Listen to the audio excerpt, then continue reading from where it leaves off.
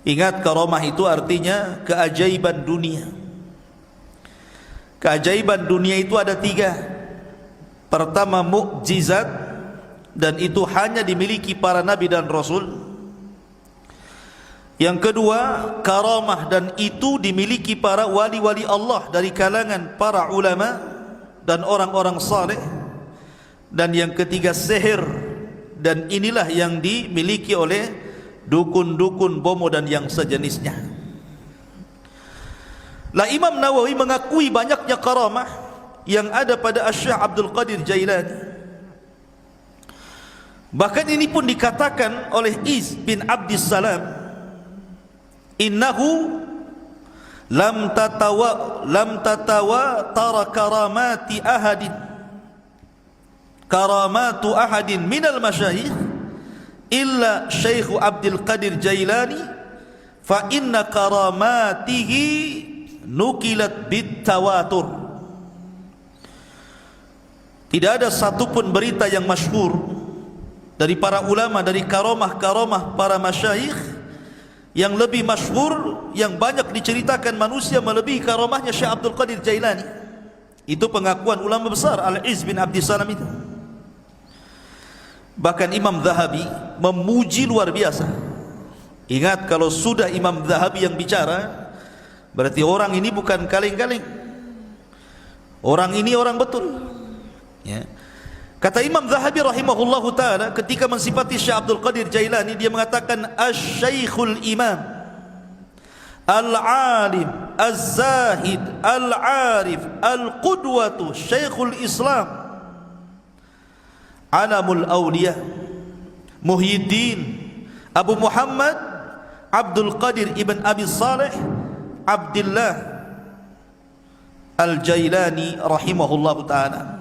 Kata Imam Zahabi, Abdul Qadir Jailani adalah seorang syekh, seorang imam, seorang alim, orangnya paling zuhud, paling cerdas, dan layak diikuti kehidupannya.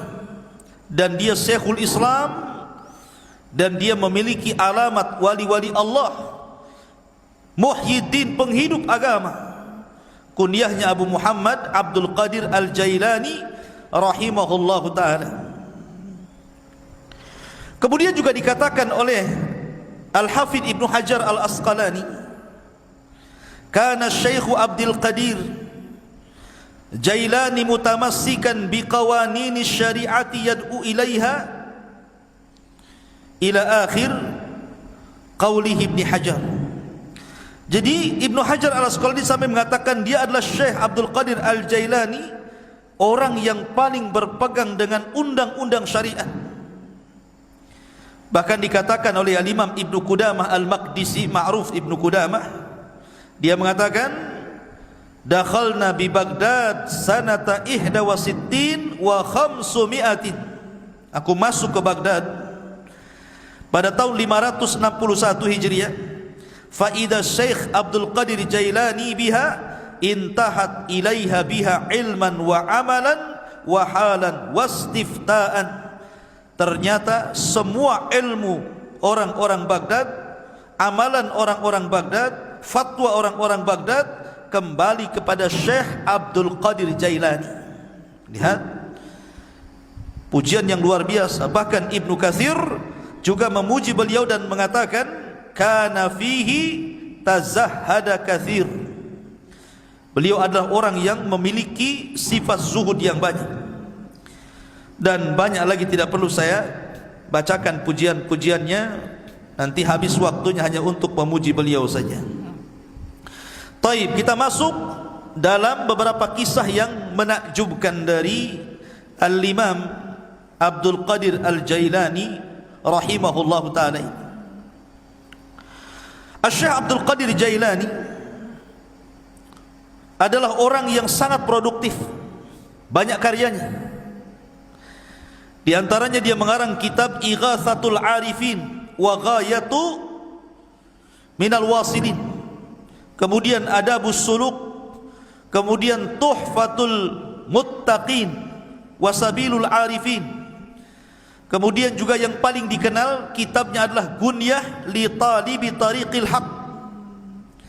Kemudian juga yang paling dikenal kitabnya adalah Futuhul Ghaibi. Kemudian juga Fathur Rabbani. Fathur Rabbani ma'ruf. Kemudian juga kitabnya At-Tariqu Ilallah. Dan banyak lagi kitab-kitab beliau. Artinya beliau memang produktif, banyak karyanya, luar biasa. Lah sebagaimana para ulama yang lainnya, ikhwatu fiddin muliakan Allah Azza wa Jalla, Syekh Abdul Qadir Jailani ini meninggal, ayahnya ketika baru meninggal, baru melahir, beberapa bulan setelahnya ayahnya meninggal. Artinya Syekh Abdul Qadir Jailani ini yatim. Dan yang mencetak dia menjadi ulama besar itu rupanya ibunya. Sering saya ulang-ulang, banyak para ulama dunia yang mencetak ulama siapa? Ibu-ibunya. Imam Syafi'i dicetak ibunya, Imam Ahmad yang cetak ibunya. Termasuk juga Syekh Abdul Qadir Jailani yang mencetak menjadi ulama besar adalah ibunya, karena dia terlahir yatim. Ibunya adalah wanita yang sangat salihah, dan nasabnya saya katakan tadi sampai kepada Husain ibn Ali. Artinya dia seorang Husainiyah, wanita dari ahli bait, keturunan Husain ibn Ali ibn Abi Talib radhiyallahu anhu. Lah Syekh Abdul Qadir Jailani ini lahir di Jailan. Jailan ini kalau sekarang mungkin ada satu daerah di Iran. Di Iran ada tempat namanya Jailan.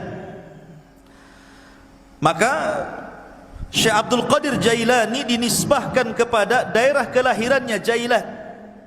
Maka disebut Abdul Qadir Jailani, karena dia orang Jailan, dan Jailan itu satu kota kecil yang ada di Iran ketika itu. Dan itu bukan kota para ulama. Jailan itu bukan kota para ulama, sehingga Syekh Abdul Qadir Jailani tidak puas belajar di Jailan karena itu bukan kota para ulama. Maka sebagaimana umumnya para ulama, dia pun rihlah li talabul ilmi, berangkatlah dia dari Jailan menuju Baghdad. Dan Baghdad kala itu adalah kota para ulama. Terlahir ulama-ulama dunia, ma'ruf Baghdad itu, ya. Tetapi sayang ketika diserang oleh Tatar, tentara Mongolia, maka tentara Tatar banyak membakar kitab-kitab para ulama sehingga banyak yang hilang sampai hari ini.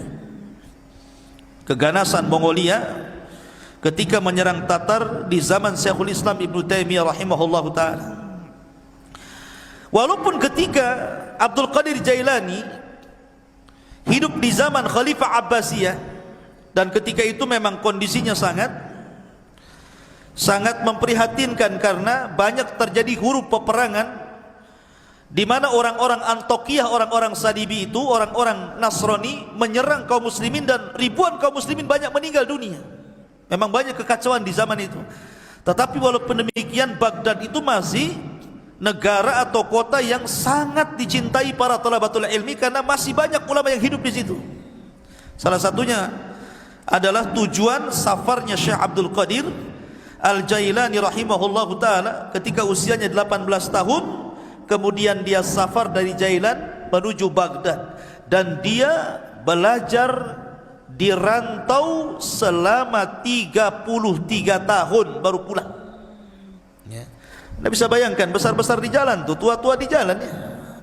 33 tahun. Coba bayangkan, ini pondok Jabal Uhud nih, tiap minggu dijenguk, kadang-kadang minta pulang. Ini Syekh Abdul Qadir Jailani 33 tahun dia enggak dijenguk sama ibunya.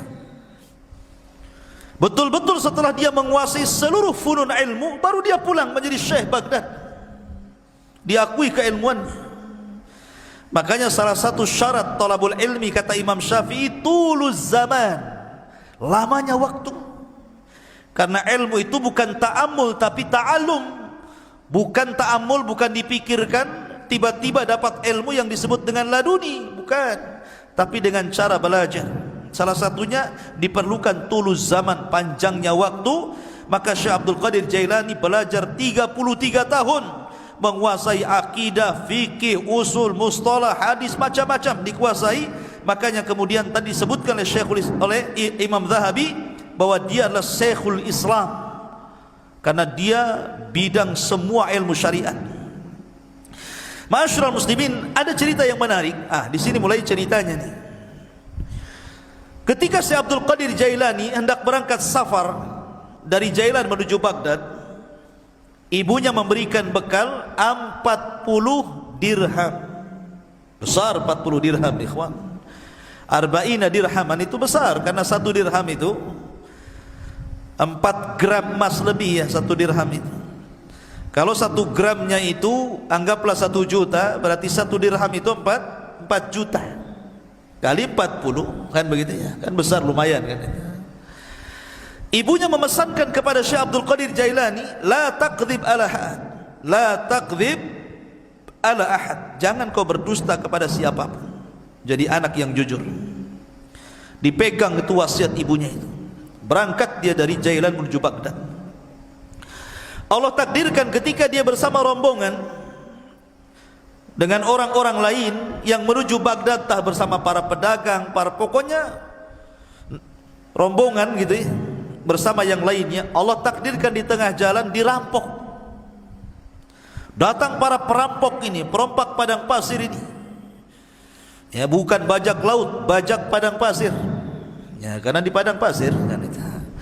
Jadi dikepunglah itu orang-orang, termasuk di dalamnya Syekh Abdul Qadir Jailani. Maka semua barang-barang orang itu diambil, namanya rampok. Yang ngerampok lah kan, diambil barangnya. Giliran terakhir kepada Syekh Abdul Qadir Jailani. Kamu punya barang apa? Kata Syekh Abdul Qadir Jailani, indi arba'ina dinar. Ngaku pula nih, saya punya 40 dinar. Dicari, nggak ketemu. Kamu bilang kamu punya uang 40 dinar. Kata Syekh Abdul Qadir Jailani, iya saya punya 40 dinar. Mana uang itu? Akhirnya dicari-cari ketemu. Ini ketua rampok ini heran. Biasanya kalau orang mau dirampok dan punya uang, pasti tidak akan ngaku tuh. Apalagi Syekh Abdul Qadir Jailani ini menyembunyikan uang itu di tempat yang sangat rapi, susah untuk ditemukan. Tapi jujur dia ingat kata-kata ibunya, jangan dusta. Walaupun yang nanya perampok ngomong saja. Itu maksudnya. Jadi rampok ini mengatakan kepada Syekh Abdul Qadir Jailani, kenapa kamu mengaku kamu punya uang arba'ina dinar, 40 dinar itu? Maka dia mengatakan, karena aku sudah berjanji kepada Allah, kemudian kepada ibuku dan kepada diriku sendiri, alla aqdzib ahadan, aku tidak mungkin dusta kepada siapapun, termasuk kepada kamu wahai para perampok. Dari situ tersentuh dari kata-kata Syekh Abdul Qadir Jailani, maka rampok ini seumur hidup tidak pernah menangis. Ketika itu dia meneteskan air mata karena melihat kejujuran Syekh Abdul Qadir Jailani, dan setelah itu dia bertobat dari rampoknya. Perampok tobat karena melihat kejujuran Syekh Abdul Qadir Jailani. Karamah ikhwan ya. Ma'asyiral muslimin yang dimuliakan Allah Azza wa Jalla. Kemudian ketika dia sampai saja di kota Baghdad, ingat kota Baghdad itu sekali lagi itu ibu kota, kota yang metropolitan bahasa kita, semua serba mahal ya. Sementara bekal Syekh Abdul Qadir Jailani ini hanya bisa dimakan beberapa hari dan bulan, tidak bisa bertahan bertahun-tahun. Makanya disebutkan oleh para ulama bagaimana kesabaran Syekh Abdul Qadir Jailani ketika menuntut ilmu, ikhwan. Dijelaskan bahwa gini, jadi disebutkan oleh Al-Hafidh Ibnu Rajab Al-Hambali rahimahullahu ta'ala dalam kitabnya Dhailut Tabaqat Al-Hambali. Jadi Syekh Abdul Qadir Jailani ini karena sudah habis bekal sama sekali, nggak ada yang dimakan. Akhirnya kemudian dia pun selalu datang ke sungai. Jadi sungai itu, di tepi sungai itu biasanya orang-orang pasar. Orang-orang pasar itu kalau tidak laku, maka sayuran-sayuran itu dibuang di tepi sungai itu. Jadi Syekh Abdul Qadir Jailani kalau sudah tutup pasar, dia nunggu di situ. Jadi kalau ada sayur yang dibuang, maka dia kutip, dia bersihkan, dia bawa pulang, dia makan. Sampai suatu ketika memang lapar betul. Maka sebagaimana kebiasaannya, karena ingat dia punya izzah ya, kemuliaan, dia tidak mau minta siapapun, tidak mau jadi pengemis maknanya. Lah, suatu ketika dia sudah menunggu, rupanya di sungai pun banyak juga orang yang sama seperti dia kelaparannya. Ketika sampai sudah habis sayur yang dibuang itu karena diambil orang. 3 hari berturut-turut datang ke situ sudah enggak ada, datang ke situ sudah enggak ada. Akhirnya dia 3 hari tidak makan, hanya minum, lemes, hampir mati. Paksalah kemudian dia duduk di majelis Yasin. Lah ketika dia duduk itulah dia sudah lemas, sudahlah, dah pasrah, matilah kan begitu kelaparan. Rupanya ada anak muda datang dari kejauhan masuk ke masjid bawa roti sama daging panggang. Dimakan di hadapan dia, ditengokin. Setiap dia makan roti, Abdul Qadir Jailani yang melihat dari kejauhan ikut mangap juga. Nama orang lapar. Lihat orang makan ikut lapar kan gitu kan. Tengok dia makan mangap juga. Tengok dia ngunyah juga. Padahal nggak ada yang dikunyah. Orang lapar seperti Fata Morgana kan itu dilihatnya. Akhirnya anak muda yang makan ini memperhatikan Syekh Abdul Qadir Jailani ini aneh. Didekati akhirnya dan ditanya, kamu ini siapa? Ya. Dan dari mana? Kemudian dia mengatakan, ana Abdul Qadir dari Jailan. Peranjat anak muda ini dan mengatakan, saya juga dari Jailan, sama dengan kamu. Siapa namamu tadi? Abdul Qadir. Siapa nama ayahmu? Si Anu. Siapa nama ibumu? Si Anu. Mana kampungmu ini? Gitu. Langsung gemetar orang ini dan mengatakan, sesungguhnya ibumu itu menitipkan uang kepadaku untuk dihantar kepadamu dan beberapa roti. Aku sudah putus asa mencarimu, sampai roti yang dititipkan ibumu ku makan juga, tapi aku takut mengambil uangmu, sehingga terpaksa aku makan bangkai karena darurah. Rupanya Allah takdirkan saya ketemu di masjid ini dengan kamu, wahai Abdul Qadir. Ini uang yang dititipkan ibumu kepadaku, ambillah. Tolong ikhlaskan roti yang dititipkan ibumu yang sudah kumakan. Ya. Lihat bagaimana kondisi Syekh Abdul Qadir Jailani. Ini thalabul ilmi namanya ya, kelaparan gitu. Mana ada di Jabal Uhud kelaparan, yang ada dibuang-buang. Enggak habis lauknya masih banyak kan itu. Ya, kenapa? Udah makan nambah lagi di warung. Thalabul ilmi sekarang dipenuhi makanan, bukan dipenuhi ilmu. Di lemarinya bukan kitab, Indomie. Ma'asyiral muslimin yang dimuliakan Allah Azza wa Jalla. Jadi begitulah Syekh Abdul Qadir Jailani rahimahullahu taala, kesabaran dalam menuntut ilmu. Ada kisah yang menarik juga ya kawan. Disebutkan tentang perdebatan Syekh Abdul Qadir Jailani dengan syaitan, dengan iblis. Debat dengan syaitan. Ya. Dan itu disebutkan oleh Syekhul Islam Ibnu Taimiyah rahimahullahu taala dan dikatakan oleh Asy-Syaikh Shalih Al-Fauzan hafizahullahu taala, ini menunjukkan bagaimana kecerdasan fikihnya Abdul Qadir Jailani. Sampai Syekh Shalih Al-Fauzan hafizahullahu taala mengatakan, ini menunjukkan kecerdasan fikihnya Syekh Abdul Qadir Jailani ketika berbantah dengan syaitan. Bagaimana kisahnya? Dijelaskan, suatu ketika beliau mengatakan, saya sedang safar. Dan ketika itu cuaca sangat panas sekali. Ala harri fi ba'dil asfar. Panas sekali. Tiba-tiba ketika panas terik itu kan, karena matahari memancar luar biasa, tiba-tiba ada awan. Awan itu menaungi kepalaku, menghalangi antara terik matahari dengan kepalaku.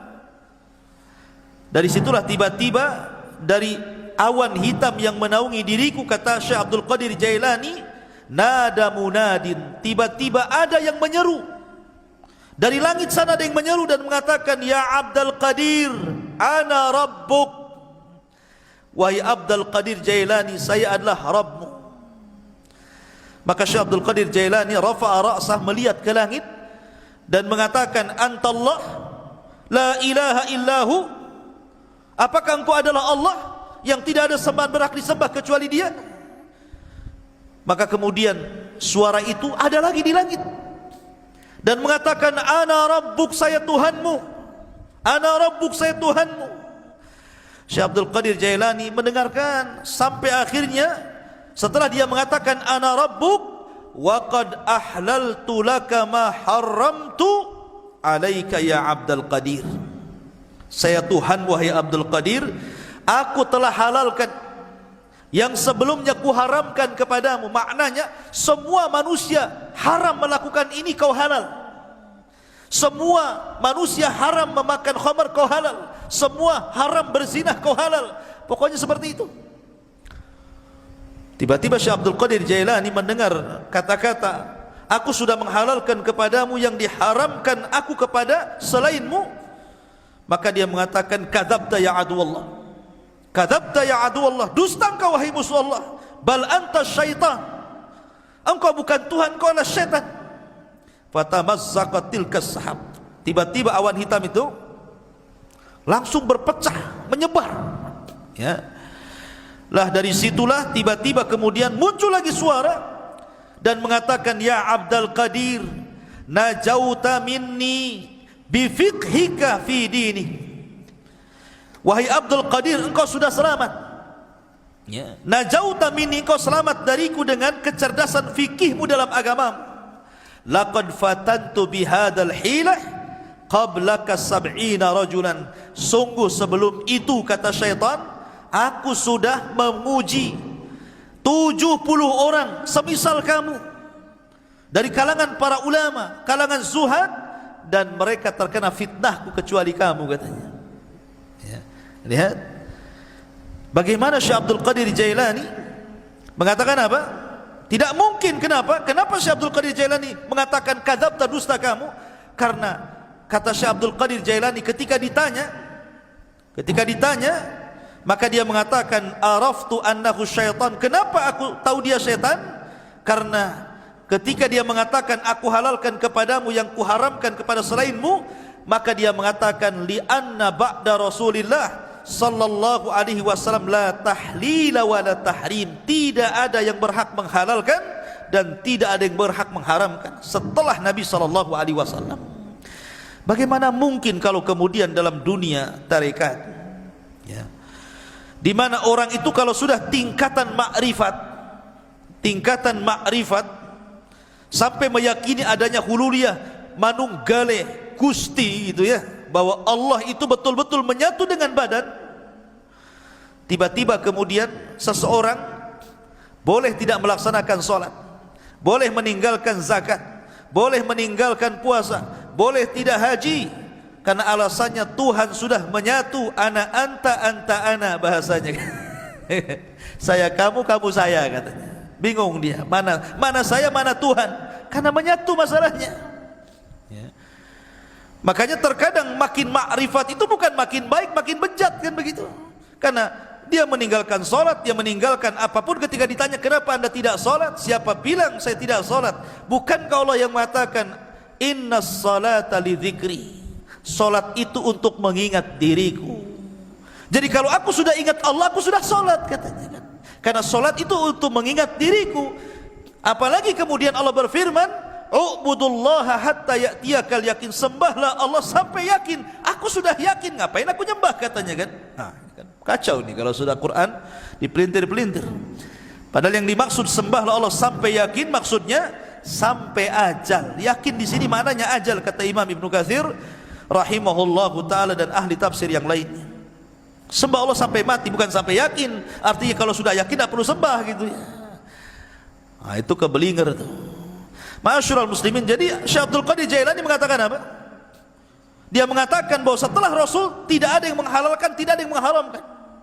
Makanya dia mengatakan kepada syaitan, ya, kadzabta, dusta kamu. Enggak mungkin halal bagiku, haram bagi orang lain, atau sebaliknya, kan itu. Ma'asyiral muslimin yang dimuliakan Allah Azza wa Jalla. Dari silah maka Syekhul Islam Ibnu Taimiyah rahimahullahu taala, beliau memuji dua perkara dari sosok Syekh Abdul Qadir Jailani. Pertama, ketika Abdul Qadir Jailani membahas tentang takdir dan membantah penyimpangan dalam Qadariyah. Yang kedua, bagaimana ketika Abdul Qadir Jailani mendebat syaitan. Dari sini salah kata Imam Ibn Taimiyah, aku sangat mengagumi Syekh Abdul Qadir Jailani, sebagaimana disebutkan Imam Abdul Qayyim dalam kitabnya Madarijus Salikin fi iyyaka na'budu wa iyyaka nasta'in. Ma'asyiral muslimin yang dimuliakan Allah Subhanahu wa taala, Syekh Abdul Qadir Jailani walaupun dia sudah menjadi ulama besar, tapi dia dikenal keberaniannya, laumata laib, enggak peduli orang dia. Dia tidak takut kecuali kepada Allah. Syekh Abdul Qadir Jailani tidak takut siapapun, sampai kepada penguasa dia tidak takut. Ya. Dan dia suatu ketika salah satu Khalifah Abbasiyah itu bernadar, nadarnya seperti ini: saya akan beribadah kepada Allah di waktu di mana manusia tidak ada yang beribadah. Gimana caranya coba? Saya akan beribadah di waktu di mana tidak ada satupun manusia yang beribadah. Kira-kira kapan tuh? Mana bisa? Ya kan? Satu dunia ini manusia pasti ada yang beribadah kan begitu ya? Enggak di sini ya di sana, enggak di sana di sana kan gitu ya. Kapan waktunya coba? Mana kita tahu sampai bernadar seperti itu, saya akan beribadah di waktu manusia tidak ada yang beribadah. Mustahil. Ya. Karena setiap detik, setiap menit itu pasti ada orang beribadah di mana-mana. Entah di sini tidak ada, di sana ada, di sana tidak ada, di sana lagi ada. Di Indonesia tidak ada, di Mekah ada, di Mekah tidak ada, di Yaman ada, kan begitu. Sulit kita ini kemudian menentukan waktu di mana manusia tidak beribadah, dia beribadah. Akhirnya para ulama di zaman itu berkumpul memberikan fatwa bahwa khalifah harus bayar kafarah. Karena mustahil beribadah di waktu di mana manusia tidak beribadah. Khalifah harus bayar kafaratul yamin, puasa 3 hari berturut-turut atau memberi makan 10 fakir miskin. Tiba-tiba Syekh Abdul Qadir Jailani mengatakan, tidak ya. Kamu harus tetap beribadah di mana manusia tidak ada satupun yang beribadah dengan ibadah yang sama dengan kamu. Kata Khalifah bingung, kenapa Syekh Abdul Qadir Jailani memfatwakan seperti itu? Yang lain mengatakan bayar kafarah, dia pula kau harus tetap melaksanakannya. Kata Khalifah, lalu ibadah apa itu? Kalau saya sholat hari ini, di sana sudah ada orang sholat. Kalau saya puasa hari ini, di sana sudah ada orang berpuasa. Kalau saya umpamanya sedekah hari ini, di sana ada orang sedekah. Ibadah yang mana yang tidak bisa kemudian sama waktunya dengan orang lain? Katanya, Syekh Abdul Qadir Jailani, kau harus berangkat ke Mekah, kau umrah. Setelah kau umrah, kamu harus menyempatkan untuk tawaf di saat manusia tidak ada yang tawaf di situ. Ya. Akhirnya dia pun betul-betul umrah. Kemudian dia mendapatkan waktu di mana tidak ada satupun orang yang tawaf. Disitulah dia tawaf. Ya. Kalau kemarin pas ya Ka'bah lagi kosong corona ya, nggak ada orang tawaf gitu ya. Ya. Tapi yang jelas bahwa dari peristiwa ini terkenalah nama Syekh Abdul Qadir Jailani. Dari kasus ini terkenal nama Syekh Abdul Qadir Al-Jailani rahimahullahu ta'ala. Ma'asyiral muslimin yang dimuliakan Allah subhanahu wa ta'ala, Syekh Abdul Qadir Jailani banyak perkataan emas beliau yang kita bisa petik dari untayan-untayan kata-kata mutiara beliau. Di antaranya beliau mengatakan, tir ilal haqqi bijanahi alkitab was sunnah, terbanglah kau kejar kebenaran dengan 2 sayap Al-Quran dan Sunnah. Kemudian juga beliau mengatakan, akhrijud dunya min qulubikum ila aidikum fa innaha la tadurrukum. Keluarkan dunia dari hati-hati kalian, letakkan di tangan-tangan kalian, karena kalau itu yang kalian lakukan maka dunia tidak membahayakan diri kalian. Itulah zuhud namanya, meletakkan dunia di tangan dan mengeluarkan dari hati. Sebab kalau dunia lenyap, hati tidak terganggu karena dia serahkan kepada Allah Azza wa Jalla. Itulah hakikat zuhud. Walaupun dia kaya, selama kekayaan berada di tangan, hatinya diserahkan kepada Allah. Walaupun harta harus hilang, maka hati tidak mungkin terpikirkan dengan hilangnya harta. Kemudian beliau mengatakan, la tadlimu ahadan walau bisu'i dhannikum fa inna rabbakum la yujawizu dzulma zalimin. Jangan kalian menzalimi siapapun walaupun dengan suudzon, karena Rabb kalian tidak mungkin melewatkan kezaliman orang yang zalim. Orang zalim itu terbatas, ya. Tidak mungkin kalau dia menzalimi kemudian betul-betul kita ini mendapatkan kecelakaan sesuai kehendaknya, tidak. Karena kezaliman yang dia lakukan pun sudah dicatat di Lauhil Mahfuz. Bahkan dalam khutbahnya beliau mengatakan, ayyuhan nas, wahai manusia, ya ibna Adam, wahai anak Adam, ish ma syi'ta fid dunya fa innal mauta sayatik. Hiduplah kamu di dunia sesukamu, karena kematian akan mendatangi kamu. Wa ahbib dunya mastata' fa innaka satufariqaha. Cintai dunia sekehendakmu, karena dunia pasti akan meninggalkan kamu. Wa'mal mastata'ta fa innallaha bi amalika sayuzik. Beramalah semampu kamu, karena sungguhnya Allah dengan amalanmu akan membalas seluruh amalan. Dan banyak kisah-kisah yang menarik. Tetapi kalau kita melihat Syekh Abdul Qadir Jailani ini, ikhwan, dia seorang ulama Hambali. Ingat, seorang ulama Hambali. Memang dia itu punya kelebihan, kalau dia berceramah, memang dia seorang orator. Orang itu mudah menangis apabila mendengar kata-kata Syekh Abdul Qadir Jailani. Makanya kalau dia membuka majlis ilmu, majlis taklim itu, yang datang ngaji setiap kali menyampaikan kajian 70.000 rajulin, 70.000 talabatul ilmi, 70.000 para talabatul ilmi itu numplek di masjidnya itu. Bayangkan, sekali kajian tuh. Kalau di musim corona ya nggak ada yang ngaji, ya kan? Walaupun tidak di musim corona, siapa kecuali tabligh akbar lah ya, bukan kajian rutin. Kalau kajian rutin berapa orang aja kan itu. Ini setiap ngaji 70.000 numplak di situ, coba bayangkan. Kan ulama luar biasa. Ya, makanya kemudian terlahir para ulama dari Syekh Abdul Qadir Jailani. Dan banyak para ulama sezaman dia mengambil akhlaknya, mengambil petuahnya, dan dia pun melahirkan ulama-ulama dunia setelahnya. Tetapi para pengikut setelahnya sampai hari ini banyak yang gulu ekstrim, melampaui batas, bahkan memuji Syekh Abdul Qadir Jailani melebihi kapasitas dia sebagai manusia. Bahkan ada yang sampai menuhankan, naudzubillah, ya, sampai menuhankan Syekh Abdul Qadir Jailani. Dia manusia, dia ulama, sama dengan ulama-ulama yang lainnya, karyanya banyak. Terkadang orang-orang yang mengkultuskan Syekh Abdul Qadir Jailani, dia sendiri tidak paham siapa Abdul Qadir Jailani, bagaimana karya-karyanya, bagaimana pengetahuannya, bagaimana pendapat-pendapat dia seputar solat, seputar zakat, seputar puasa, muamalah. Kadang nggak paham, ya. Dia hanya terbawa cerita orang, terkadang cerita khurafat-khurafat yang ditimbulkan, yang tidak ada sanad kepada beliau, akhirnya mengkultuskan dan sampai menuhankan, naudzubillah. Ingat bahwa manusia tetaplah manusia. Kita hargai dia seorang ulama besar, ulama hadis, ulama tafsir, ulama fikih, sama dengan ulama-ulama yang lainnya, ya. Dan kita mendoakan rahimahullah, semoga Allah merahmati Syekh Abdul Qadir Al-Jailani.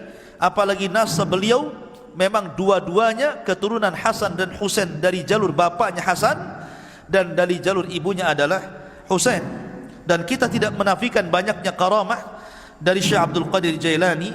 Dan sekali lagi bahwa beliau sangat terpengaruh dengan pemahaman Al-Imam Abu Hamid Al-Ghazali. Ini kisahnya juga sangat menarik. InsyaAllah nanti kita akan kisahkan beliau.